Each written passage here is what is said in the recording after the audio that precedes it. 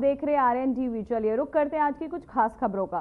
पहलगाम में हुए हमले के बाद पाकिस्तान और भारत के रिश्ते पहले से कहीं ज्यादा तनावपूर्ण हो गए हैं। इस हमले के जवाब में भारत सरकार ने पाकिस्तान के साथ की गई सिंधु नदी संधि को रद्द कर दिया है, जिसे लेकर पाकिस्तान के प्रधानमंत्री शहबाज शरीफ का बयान सामने आया। सिंधु का पानी रुका तो समझिए शहबाज शरीफ का आपको हलक सूख गया। तो वहीं बिलावल भुट्टो को भी सिंधु पर दरिया के साथ खून याद आया। कैसे, देखिए हमारी इस पर एक रिपोर्ट। पहलगाम का प्रतिशोध, POK-2 इस्लामाबाद में खौफ, मोदी का सिंधु प्लान, दहशत में शहबाज पाकिस्तान, बिलावल बिलबिलाया, खून और दरिया याद आया, सिंधु का पानी रोका, शहबाज का मानिए हलक सूखा। बिल्कुल सही सुना आपने। पहलगाम में हुए आतंकी हमले के बाद भारत ने पाकिस्तान के खिलाफ सिंधु जल समझौता रोकने समेत कई कड़े कदम उठाए। इससे पाकिस्तान बिलबिला गया है और लगातार गीदड़ भभकियां दे रहा है। अब पाकिस्तान के नेता बिलावल भुट्टो ने गीदड़ भभकी दी है। कहा है सिंधु दरिया में या तो अब पानी बहेगा या उनका खून बहेगा। सखर में सिंधु नदी के किनारे एक जनसभा को संबोधित करते हुए बिलावल भुट्टो कहते हैं, मैं सिंधु दरिया के पास खड़े होकर साफ करना चाहता हूं कि सिंधु नदी हमारी थी, है और हमारी ही रहेगी। या तो इस नदी से हमारा पानी बहेगा या फिर उसका खून, जो हमारी हिस्सेदारी छीनना चाहता है। तो वहीं डबल स्टैंड पाकिस्तान के वजीर आला भी क्या कह रहे हैं, सुनिए। साथियों, हमने आपसे वादा किया था कि हम सिंधु को बचाएंगे। हमने कहा था कि हम निकले हैं सिंधु को बचाने के लिए, और इन खदशात से, इन खतरात से हमने तो बचा दिया है। ये आपकी कामयाबी है, ये सिंध का कामयाबी है, ये पाकिस्तान का कामयाबी है। मगर साथ साथ आपका सिंधु पे एक और हमला हुआ है। इस दफा भारत की तरफ से सिंधु पे हमला हुआ है। आपने सुना होगा कि मकबूजा कश्मीर में दहशतगर्दी का वाकया था। हम सब ने उस दहशतगर्दी का वाकया का मजम्मत की। हमने कहा कि दहशतगर्दी के मुतासिर तो पाकिस्तान भी है, दहशतगर्दी का मुकाबला भी पाकिस्तान के अवाम कर रहे हैं, तो हम उतना ही मजम्मत करते हैं जो दहशतगर्दी का वाकया मकबूजा कश्मीर में हुआ। मगर भारत ने पाकिस्तान पे इल्जाम लगाया है। भारत ने अपना कमजोरियां छुपाने के लिए, अपने अवाम को बेवकूफ बनाने के लिए मोदी ने पाकिस्तान को झूठे इल्जामात पाकिस्तान पे लगाए हैं कि ये इस दहशतगर्दी के वाकया के पीछे है, और इसकी वजह से इन्होंने ऐलान किया है कि ये इनका यकतरफा फैसला है कि जो इंडस वाटर ट्रीटी है, जो मुआहिदा हुआ पाकिस्तान और भारत के दरमियान, जिसके तहत भारत ये मान चुका कि सिंधु आपका है, सिंधु पाकिस्तान का है। मोदी ने और उनकी हुकूमत ने ऐलान किया कि अब वो ये मुआहिदा नहीं मानते। Of our commitment that we would not tolerate any kind of terrorism of any hue and color, and that has been demonstrated beyond any ray of doubt.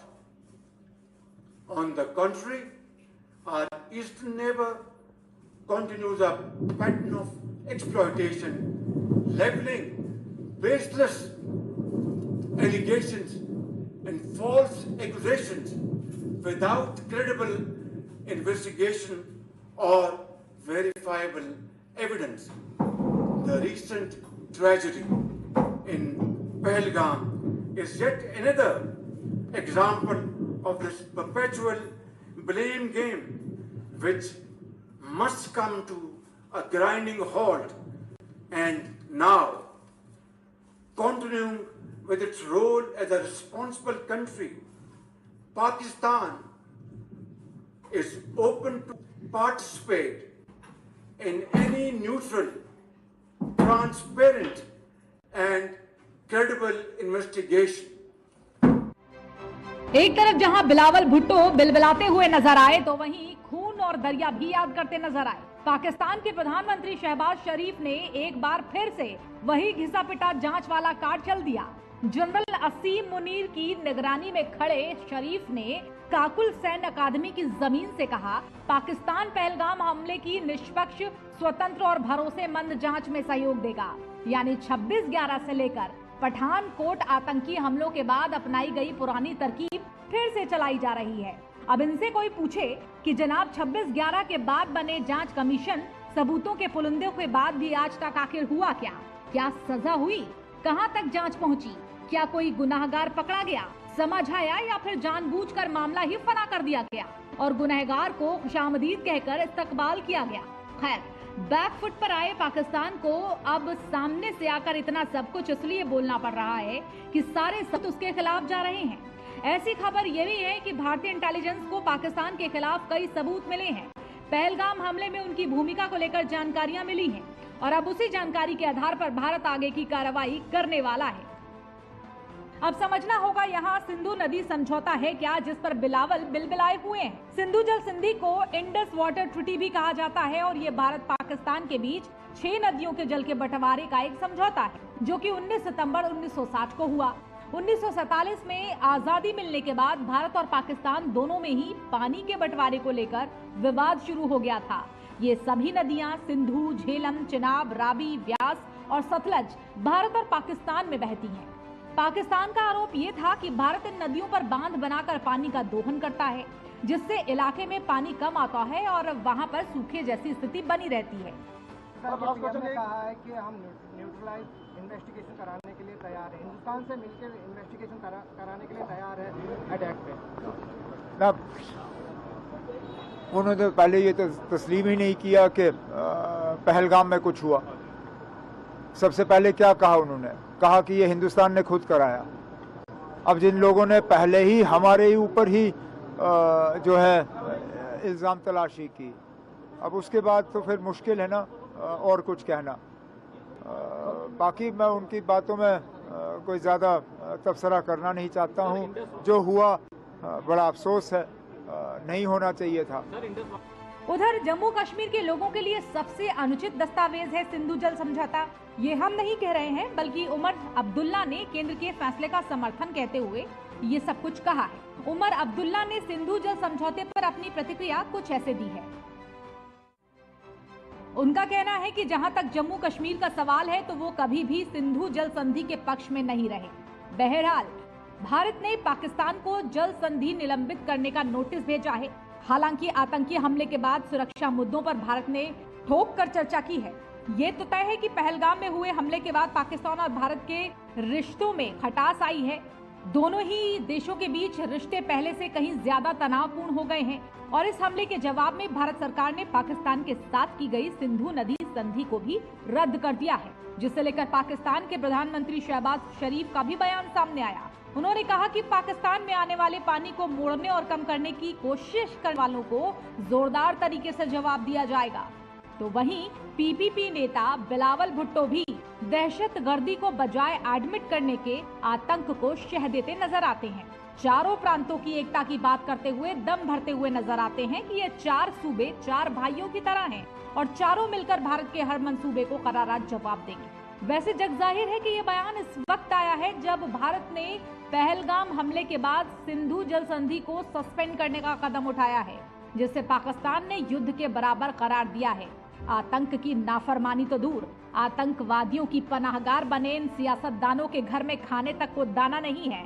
लेकिन ऐसे विरोधी गानों से भारत पाकिस्तान रिश्तों में खटास जरूर आ रही है, और वो भी डूबते पाकिस्तान में कभी ना सुधरने वाले इन हुक्मरानों की ही वजह से।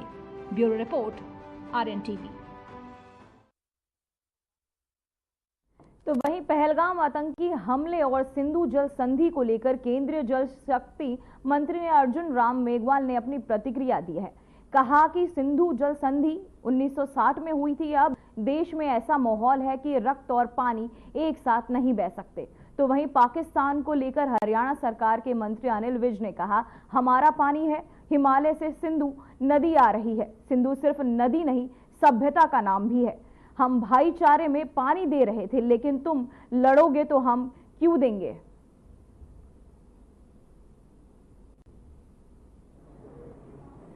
आतंकवाद का सफाया होना चाहिए। इस दिशा में प्रधानमंत्री नरेंद्र मोदी जी ने पटना से आह्वान किया है आप सबको। और जो सिंधु जल समझौते का आप जिक्र कर रहे हो, 1960 में ये इंडस वैली ट्रीटी बनी थी। अब देश में एक वातावरण बना है कि रक्त और पानी दोनों साथ साथ नहीं बह सकते। तो इस दिशा में कल हमारे जल शक्ति मंत्री हैं, उन्होंने पूरी बात। आप ये है कि जैसे मर्जी सोच लो, पानी तो हमने देना नहीं, हमारा पानी है, हिमालय से आ रहा सिंधु नदी। और सिंधु नदी भी एक सभ्यता का नाम है, केवल नदी का नाम नहीं है। हम तो भाईचारे में दे रहे थे, अगर अब तुम लड़ोगे तो क्यों देंगे। आटा तो मेरे पास पहले नहीं था, पानी अब बंद हो गया, तुम्हारा आटा पानी बंद हो गया। नहीं, आप जितना मर्जी रो लेंगे, हमारी सरकार ने फैसला कर लिया, और हमारी सरकार जो फैसला कर लेती है उस पर अडिग रहती है। देखिए, ये जो घटना हुई है J&K में, ये खाली सैलानियों पर अटैक नहीं है, ये हिंदू धर्म पर भी अटैक है। क्योंकि उन्होंने एक एक से पूछकर, और कईयों के तो कपड़े भी उतरवा कर उन्होंने देखा कि कौन हिंदू है कौन मुसलमान है। उन्होंने हिंदुओं को मारा। तो इसलिए देश में बहुत आक्रोश है, ज्वाला धधक रही है हर हिंदुस्तानी के शरीर में। और मुझे तो लगता है कि इस ज्वाला की आग में पाकिस्तान भस्म हो जाएगा। फिर से पाकिस्तान शोर मचा रहा, घर में 4 आतंकवादी लेकर अपना नाच नचा रहा। क्या भूल गया वो मार जो सन 65 में खाई थी? क्या उतरा नहीं बुखार? हिंदियों को नब्ज दिखाई थी। चलो फिर से याद करा देंगे, चलो फिर से याद करा देंगे। ऐसी करेंगे तबाही, आतंकवादियों को शमशान में पहुंचा देंगे। नहीं, वो तो सच्चाई बोली फिर उन्होंने। और ये फैक्ट है, केवल भारत ही नहीं, सारा हिंदुस्तान जानता है कि ये आतंकवाद की फैक्ट्री है। और इन्होंने जगह जगह पर उनके अड्डे बना के दिए हुए हैं। तो वो धेड़ेंगे जहां तक हमारा बस चलेगा। लेकिन अब हम पाकिस्तान का आतंकवाद वाला जो स्कूल है उसको पूरी तरह से तहस नहस कर देंगे।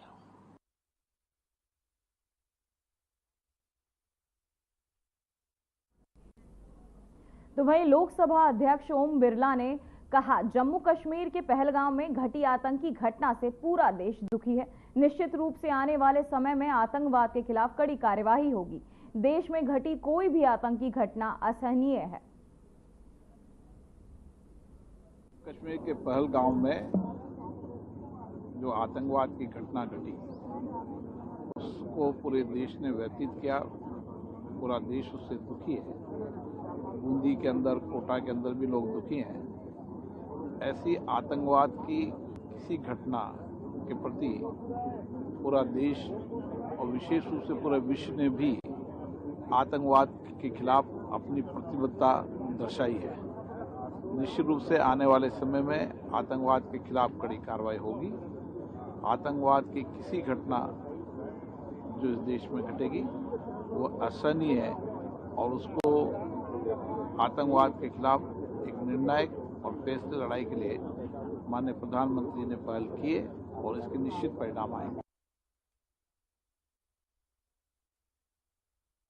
तो वहीं हरियाणा के मुख्यमंत्री नायब सिंह सैनी ने कहा, भारत के नागरिक ही पाकिस्तान को सबक सिखाएंगे। मैंने अधिकारियों को निर्देश दिया है कि अगर कोई पाकिस्तानी नागरिक वीजा पर हरियाणा में मौजूद है तो उसे 24 घंटे के भीतर पकड़कर पाकिस्तान वापस भेज दिया जाए। यहां ऐसे लोगों के लिए कोई जगह नहीं है, उन्हें सबक सिखाने का समय आ गया है। उसको सबक सिखाने का काम भी ये भारत के ही लोग करेंगे। उसको बख्शेंगे नहीं। जो उसने काम किया है उससे बड़ा उसको दुख देने का काम तो हम करेंगे। हम उसको बख्शेंगे। हमारे यहाँ पे लोग अरे जो लोग घूमने के लिए अपने परिवार सहित जम्मू कश्मीर के अंदर गए थे, किस तरीके से उन हत्या लोगों को गोलियों से भून दिया, उन लोगों को बख्शने का कोई सवाल नहीं है। मैंने कल ही ये आदेश दिए थे। मैंने अधिकारियों को बुला करके कहा 24 घंटे का समय दिया है। अगर कोई पाकिस्तानी वीजा लेकर के स्टेट के अंदर है तो उसको पकड़ करके पाकिस्तान छोड़ने का काम करें। यहाँ हमने सफेद आदेश अधिकारियों को दिए और उसको फॉलो कर रहा हूँ मैं, क्योंकि ऐसे लोगों का यहाँ स्थान नहीं है। उनको सबक सिखाने का ये समय आ गया है। अब उनको बख्शने का कोई सवाल ही नहीं है।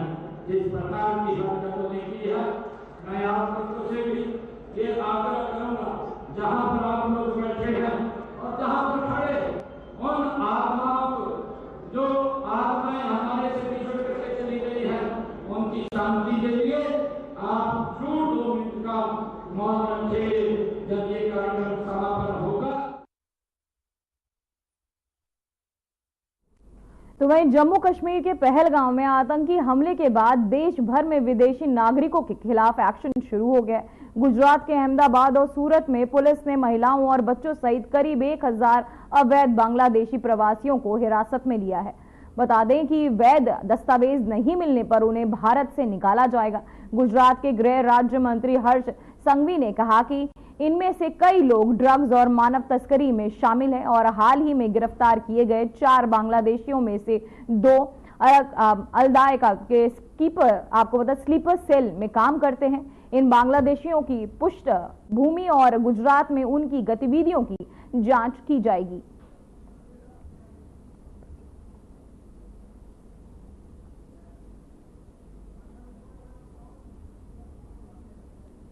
હાલ છે જે કોઈ બાંગ્લાદેશી છે એ ડિવિઝન પોલીસ સ્ટેશન વિસ્તારમાં ઘણી ખરી જગ્યાએ સોની બજારની અંદર છે વેસ્ટ બંગાળના કારીગરો છે એ લોકો અહીંયા કામ કરવા માટે આવતા હોય છે। હાલ એમાં કોઈ ગેરકાયદેસર રીતે કોઈ બાંગ્લાદેશી છે એ લોકો પણ જો આવી ગયેલા હોય તો તેઓનું હાલ ચેકિંગ છે ચાલુ છે। હાલમાં છે તમામના આધાર કાર્ડ, મોબાઈલ નંબર, એની કોલ ડિટેલના આધારે છે તપાસ ચાલુ છે। જે કોઈ છે એ કોઈ બાંગ્લાદેશીની સાથે કાં તો કોઈ પાકિસ્તાની સાથે સંકળાયેલું હશે તો આગળની જે કઈ કાર્યવાહી છે એ કાર્યવાહી કરવામાં આવશે। હાલ તો અમારા રામનાથપરા પોલીસ સ્ટેશન વિસ્તારમાં છે ચેકિંગ ચાલુ છે।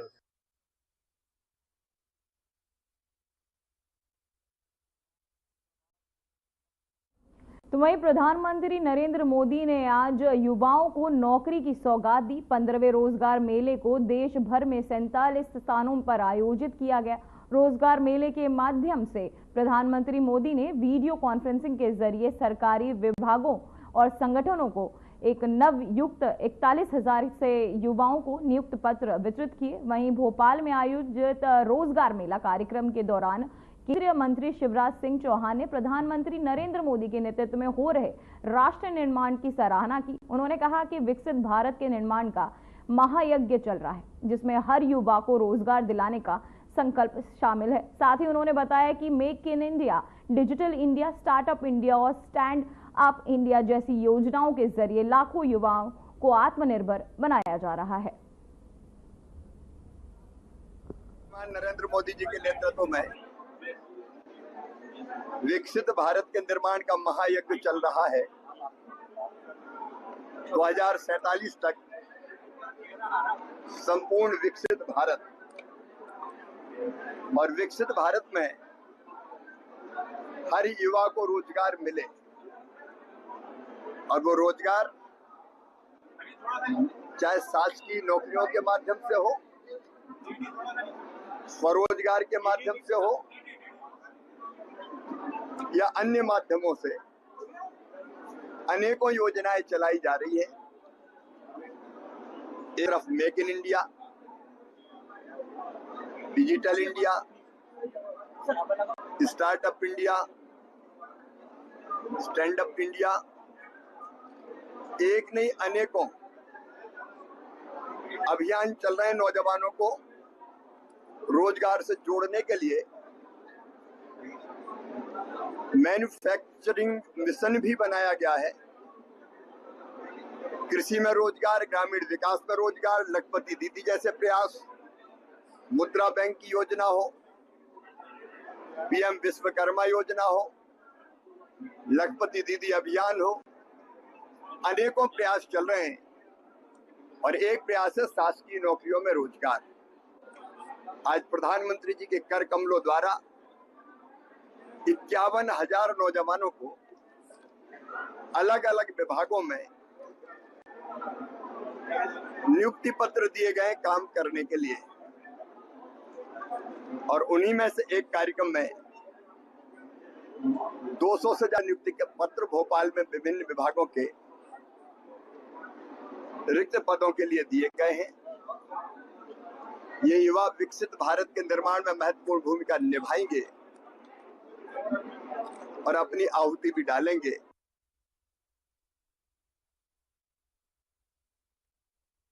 महीनों से खबर सामने आ रही, जहां दिल्ली मुंबई एक्सप्रेस वे पर हादसा, तेज रफ्तार के चलते हुए हादसा, पिकअप में 11 लोगों को कुचला, 6 महिलाओं की मौत, 5 लोग घायल। सफाई कर्मी थे हादसे के शिकार सभी लोग। एक्सप्रेसवे की सफाई करने जा रहे थे सभी को बताते चले। नू से बड़ी खबर, जहां सफाई कर्मी थे हादसे का शिकार, पिकअप में 11 लोगों को कुचला, 6 महिलाओं की मौत, 5 घायल। तेज रफ्तार के चलते हुआ यह हादसा, 6 महिलाओं की मौत, 5 लोग घायल। सफाई कर्मी थे हादसे का शिकार। एक्सप्रेसवे की सफाई करने जा रहे थे सभी सफाई कर्मी, तेज रफ्तार के चलते हुआ हादसा, पिकअप ने 11 लोगों को कुचला, 6 महिलाओं की मौत, 5 लोग घायल। सफाई कर्मी थे हादसे के शिकार।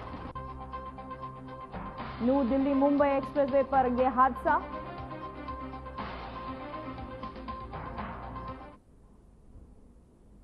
तो वहीं फिरोजाबाद में दिन दहाड़े पूर्व जिला पंचायत सदस्य की गोली मारकर हत्या कर दी गई। बताया जा रहा है कि पुरानी रंजिश के चलते पूर्व जिला पंचायत सदस्य पप्पू कुशवाहा की हत्या कर दी गई। हत्या के बाद गांव में हड़कंप मचा हुआ है। एसएसपी सौरभ दीक्षित ने तत्काल संज्ञान लेते हुए कई थानों के पुलिस फोर्स मौके पर भेजकर एसपी सिटी के नेतृत्व में जांच टीम गठित की है।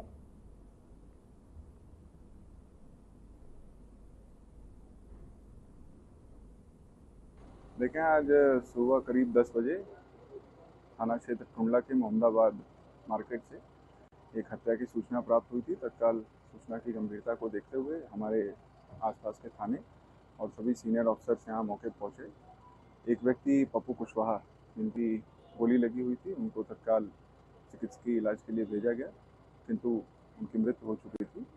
ये अभी तक की जो जानकारी हुई है, ये पता चला है कि इनके ही मोहल्ले में, इनके घर के सामने वाले 2-3 बच्चे, उनके नाम प्रकाश में आ रहे हैं कि उनके द्वारा ये घटना कारित की गई है। दोनों सजाती हैं। पूर्व में वर्ष 2016 में जो मृतक है, इनके एक बेटे के ऊपर हत्या का अभियोग दर्ज हुआ था, जिसमें वो जेल गए थे। अभी जो प्रारंभिक पूछताछ हम लोग कर पाए हैं, जो प्रत्यक्षदर्शी यहाँ पे रहे, इन्होंने बताया है कि इन दोनों परिवारों की पुरानी रंजिश चली आ रही है। उसी संबंध में आज ये घटना कारित की गई है। इसमें अग्रिम जो भी वैधानिक कार्रवाई है, उसके लिए एसपी सिटी के नेतृत्व में 2 टीमों का गठन किया गया है। मृतक के जो शव है, उसको पोस्टमार्टम के लिए भेज दिया गया है। यहाँ फील्ड यूनिट द्वारा जो भौतिक साक्ष्य हैं, उनको संकलित किया जा रहा है। तहरीर प्राप्त कर अभियोग पंजीकृत करते हुए शीघ्र ही ठोस कार्रवाई की जाएगी। सुबह पिताजी घर से बाहर जा रहे थे सीविंग की दुकान पर, और उन्होंने ऋतिक और मुकुल और शिवम और उसका एक छोटा भाई, उसने उनको घेर कर एक गोली मारी और चाकू से